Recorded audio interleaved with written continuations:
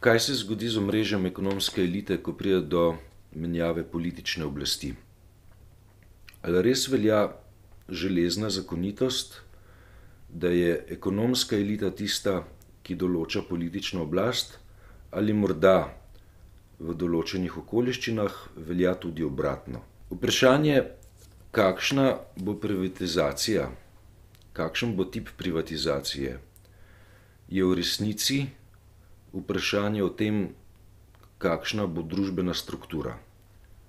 In to vprašanje se je zastavljalo v Sloveniji leta 1991 in leta 1992. Ekonomsko omrežje ni neka zarotniška združba.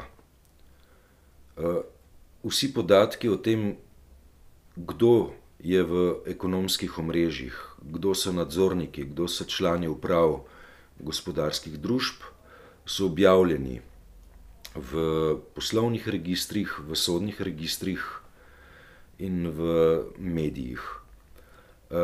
Praviloma pa slike kot celote ne vidimo oziroma določene povezave iz tega omrežja ne poznamo, ne opazimo pa, kakšna je slika kot celota.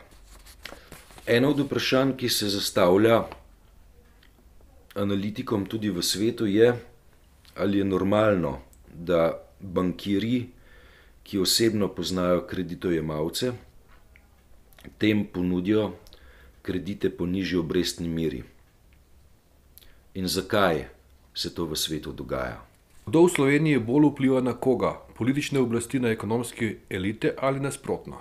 Ali je v Sloveniji možno biti menedžer državnega podjetja, ki je suveren? Kdo so v Sloveniji old boysi in new boysi, ki najbolje prenašajo menjavo oblasti? Kaj je za Slovenijo najbolj nevarno? Da prevladajo politične elite, da prevladajo ekonomske elite ali nostalgiki za socializmom? Kdo bo v središču omrežja leta 2020?